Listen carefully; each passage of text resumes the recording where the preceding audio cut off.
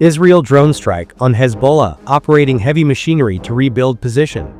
An Israeli airstrike in southern Lebanon Saturday killed a Hezbollah operative, the military announced, as it continued its recent policy of targeting construction vehicles it says are being used to rebuild positions.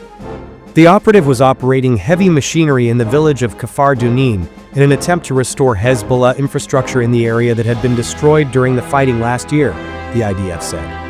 Lebanon's state-run national news agency reported that it was a drone strike that, quote, targeted an excavator with 2 missiles on the Kfar Dounine Der Kifa road.